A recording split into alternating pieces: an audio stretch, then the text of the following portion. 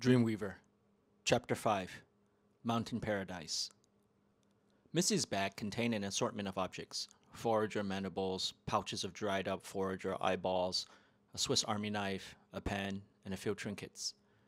Eva looked up and asked, "You're a slayer?" Surprised? Missy stared at the girl. "No, I mean, maybe a little. How do you do it?" "With this." Missy patted the shotgun next to her. "And this." She took out a mini crossbow. "The tips are coated with crushed dewgrass. The toxin only slows them but can kill you," she explained. Eva swiftly handed back the crossbow. "Oh, and these." Missy took out a pair of daggers. "In case I'm out." "Then I chop off the mandible with this." She showed Eva the hand hatchet. "I don't know many people who kill foragers except the guardians, but they don't do it as a profession. I suppose you get by all right." "She does it as a hobby, more or less," Ainsley said, smiling. "I used to hate the foragers a lot. Their large cyclopean eye, their jaw of overcrowded teeth, their stink, their pathetic guttural clicks, their oversized but useless muscles. Everything.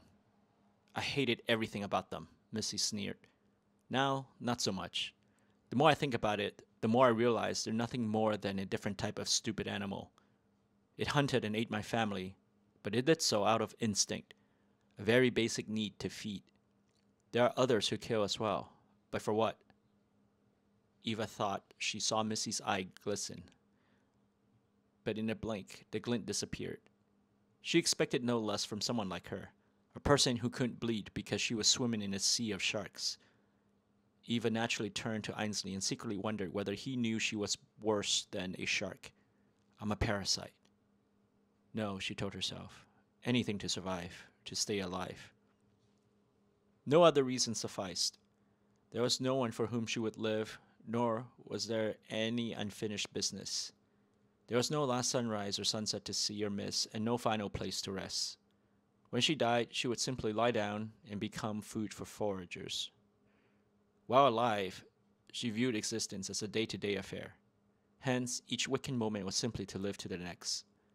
But perhaps to live to see a miracle. Eva sat up. The thought never entered her mind before. In the early days of the ashes, when she still retained the relic of hope from a former life in a world long gone, she did have those thoughts quite frequently, but that vestige had been severed ages ago. She scratched her head, growing frustrated and frightened. Without hope, there would be no disappointment, a feeling she knew she could no longer bear. Then why the thought of a better tomorrow? "Ugh," she grumbled softly and looked up.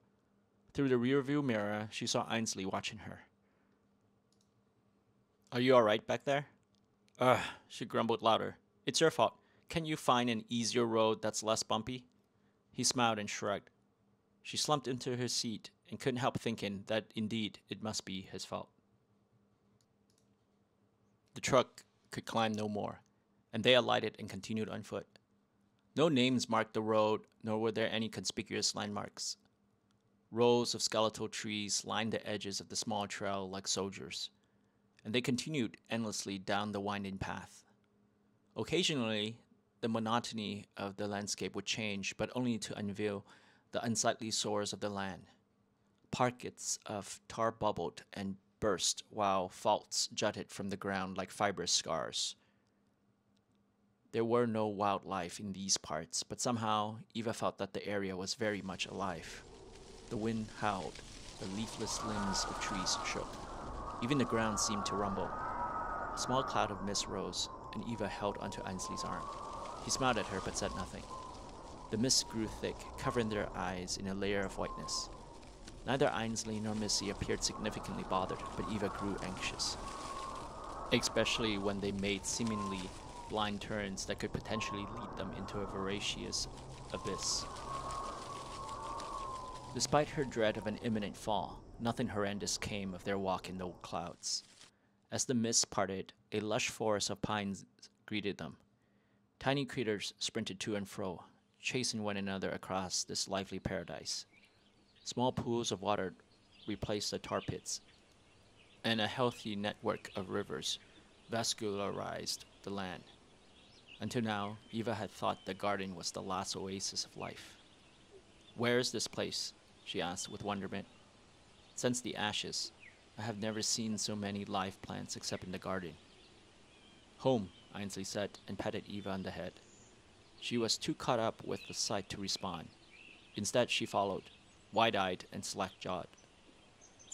After a half hour or so, they came upon a lodge surrounded by an emerald wall of bamboos. A small door opened, and an elderly woman stepped out. "You've brought a guest," she exclaimed, smiling warmly. "She's not a guest, Mariska," Missy corrected. "She's Ainsley's new friend who'll be with us for now." The old woman didn't seem surprised. Her smile broadened. "All the better." She took Eva's hand and shook it firmly. "Mariska." "Eva, thanks for having me. I assure you the pleasure's all ours. Come, come." She ushered Eva into the room and sat her down before disappearing. Ainsley and Missy both collapsed onto the rattan chairs. Mariska soon returned with a tray of tea, which she placed on the table in front of Eva.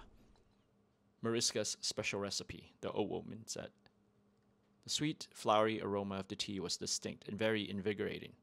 Eva felt her fatigue slowly drift away with the steam. She looked at Mariska and suddenly realized that the woman didn't look that old at all. Not a single wrinkle adorned her smooth white skin, and besides her head of short, frizzled white hair, every other aspect about the woman was suggestive of youth.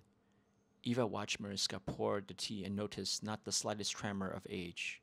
Her movements were controlled and delicate, and when she finally sat facing Eva, the alert, intelligent gaze that fell onto the young girl was untempered by mental declivity. "You must have had a hard life." "Excuse me?" Eva asked, surprised. "Pardon me. It's just that the world has become a hard place, and you are of the world, aren't you?" "Aren't we all?" Mariska laughed. "Such truths. We all are," she sighed. "I wish everyone could see that. But never mind. Now that we are all here, we should celebrate." "That's a first," Missy said sarcastically. "So you have good news?" "Great news. The Executive Council will convene in 10 days. Ainsley sat up, but it was Missy who spoke. "They only convene once every 3 years. How did you... If you continue to deny them what they want most, they will soon want to get rid of this annoyance." "I thought there were no more." Missy leant forward. "There will always be more," Mariska replied, turning to Ainsley. "The world has always been about balance. You have to remember that. Fall too far in either extreme, and you are bound to fight against yourself and the inevitable." He nodded, but Eva could see that the boy was no longer there. His thoughts were lost somewhere further back, with the mention of the Executive Council, roasting through those words to feed his rage. His calm was a facade, and so was his happiness. He was never really happy. Not even when we were joking together. Eva couldn't stop thinking that this was the real Ainsley, forever running from and forever chasing the Guardians, caught in this personal hell. Suddenly, she hated the Guardians too. "What are we going to do?" They turned to the newcomer, and when Ainsley saw her, his eyes softened. "Enthusiasm," Mariska laughed. "Fantastic. That is what we need more here. We'll talk about this tomorrow. Tonight, we're going to have a good time." "That's right." Ainsley sprang up and walked over to Eva. Holding out a hand, he asked, "May I show you around?" Without hesitation, she took it. There was so much to see. Each blade of grass and each petal of flower attested to the fertility of the land. Eva stopped by a rose bush, admiring the whirl of white and pink. She closed her eyes, leaned in, and inhaled, taking in the subtle fragrance of the shy, blushing beauty. Around her, more roses lay in bloom, red, violet, orange, yellow, and many more. Beyond those were tulips, orchids, and sunflowers. Ainsley continued to lead her from one miracle to another. A large waterfall roared defiantly against the bleak, dreary world outside and cascaded into a pool in great foamy splashes in a show of force and virility. Eva followed Ainsley across a small hanging bridge suspended over a pool that rippled with life. Small goldfishes and large carps swam tranquilly about in an existence without yesterday or tomorrow. Eva envied them. Now, she and Ainsley were under a canopy of cherry and plum blossoms. And as the amorous wind made its way through the orchard, a million little hearts fluttered and fell around them. Eva extended her hand and caught a petal in her open palm, but only for a second, for it was kissed away again by the wind, leaving only the memory of a deep, fleeting love. A tear fell into her palm. Ainsley's hand cupped hers and gently folded it. You've caught a pearl, my lady. It's all so beautiful. Is this how it was? How it used to be? And how it will be? We've all forgotten. Ainsley, I, I don't want to forget. You've loved. One can't ever forget how to love. He let go of her hand and walked on ahead. When Eva looked again, the tear in her palm had dried. For as long as she could remember, Eva never had such a feast. She stared down at her normally flat stomach and saw it protrude from under her shirt. Poking at its spongy softness, Eva humorously smiled. There was no regret. The food was worth it. All that was left before retiring for the night was a warm bath. She was surprised to hear that there was a hot spring just beyond the lodge. Secretly, Eva wondered why anyone would ever leave such a paradise. When Mariska offered to show her to the spring, she eagerly followed. Tiny lanterns lay along the stone path that led to a high wooden wall. Despite the dim lighting, Mariska found the door without problem and gestured for Eva to enter it. Inside, more rocks lined the edge of the pool, and a fine layer of mist floated over the warm water. At the far edge, a small waterfall curtained that entire side of the spring. Sing, Mariska said as she walked toward the door. Huh? The door is not locked. Sing so that others know you are still inside. Mariska made a slight bow and left. Eva disrobed and slipped into the warm, welcoming water, submerging in the feeling of freedom. Slowly, she waded across to the foot of the waterfall, where the frothing foam kissed her skin. She turned to let the falling water beat down onto her back, massaging the weary muscles. Cleansed of the dirt and grime, she drifted in the buried memories of her childhood and began to sing. When she was little, Eva was always slow to leave the tub. There was a fondness for the privacy and independence allotted her within the bathroom walls, where she felt big like an adult. Since the ashes, she got by showering in streams and from pumps, and all the beautiful feelings engendered from her childhood were lost. Eva had to be constantly wary of prying eyes and prepare for attacks from men and animals alike. Here, in this spring, she was alone, safe, and protected. With extreme reluctance, she put on her clothes and found the door. Ainsley was outside, sitting on a large rock, facing the lighted steps of the stone path. I didn't know the air has such a beautiful voice. You've heard? She asked, feeling the warmth rise to her cheeks. That's the purpose, right? He smiled. Oh well, my turn. Eva heard the door rattled close, and soon loud discordant singing followed. She went over to the large rock where Ainsley had been and sat down, listening and smiling. Double tap, Eva uttered in amazement. Missy had slugged each of her targets twice in succession from well over 100 feet. She keeps getting better. Mariska was watching too. Too bad, Eva sighed. The guardians are... I've seen one slew a forager. The faithfuls are something entirely different. Yes, Eva turned suddenly as Mariska articulated the words in her heart. I can't even imagine what it's like seeing them, and yet... She couldn't finish. The thought almost sounded blasphemous. And yet we're talking about killing them, Mariska said coolly. Eva quivered slightly. Is that even possible? Have you seen what Ainsley can do? She had, but with the four of them, Eva questioned the odds, and would have tried to talk Ainsley out of such thoughts had he not looked so adamant, almost anticipatory, about confronting the faithfuls. What we see of his abilities is just the surface. There is so much more, Mariska continued. Like what? I wish I know. Speaking of whom, Ainsley walked over to the women, gave a slight bow, and then turned his attention to Missy, who had repeatedly pummeled a large falling tree branch with her gunfire. How can we not succeed? He asked out loud. Aren't you a little too optimistic? Eva questioned. No, Ainsley's right. Confidence and optimism are the most effective weapons, Mariska said. However, we cannot underestimate our enemies or overestimate ourselves either. That's where planning comes in. The shooting stopped. Missy approached them with a confident smile on her face. I never drew a crowd before. Eva said she can beat you, Ainsley said. Missy glanced over at Eva and then jabbed Ainsley playfully in the ribs. That's for issuing challenges for others. Shall we? Mariska asked, and with those words, the crisp air abruptly sharpened, changing the mood of the morning. I'm ready, Ainsley replied. The council would be in the inner sanctum of the Grand Court, Mariska said. Since the very beginning, that's where it's been held. That would never change. All we need is a formal excuse to enter. Missy looked pensive for a short while. Shouldn't be too hard if we find the right person to help. For the three of you, Mariska smiled, I have to find my own way, but that's my concern. Now, have the two of you been studying the blueprint? I know the Grand Court by heart, replied Ainsley. The same, Missy boasted.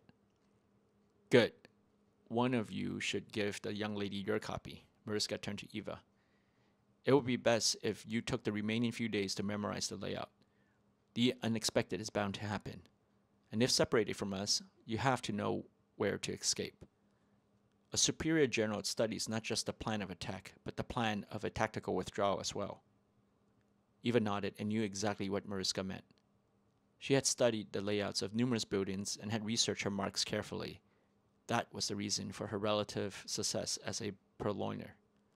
Even though this was at a much bigger stage, the consequences of capture remained the same. Life forfeited. There would be 7 faithfuls, Missy said. So how do we find our marks? By rank. Jeffrey, number 12. Thomas, number 11. Gemma, number 10. Kyle, number 9. Jason, number 8. Kenny, number 7. And Michael, number 6. Ainsley recited the list in one breath. Missy, you would not be able to take Jason on by surprise. If you have a clear shot at any of the others, take it, but make sure you unload every round. Mariska then turned to Ainsley. We'll lose the element of surprise when she fires. I will try to do what I can to the others, but I don't want you to come out until the fight has begun in earnest. If possible, leave Jason and Michael to me, Ainsley said stoically. How much time do we have before reinforcements arrive? Missy asked. If we seal the chamber doors, maybe 15 minutes at most, Mariska answered. That won't be enough, Missy said. Eva can help us buy more time, Ainsley proposed. Me? No, I can't. I mean, how? Eva stuttered, color completely drained from her face. She expected to simply follow as a silent spectator, or perhaps rendezvous with Ainsley once the deed was done, but never as an active participant. This is certainly the end, she thought to herself, and decided on parting ways.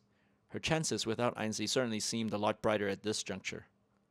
A conflagration, Mariska exclaimed.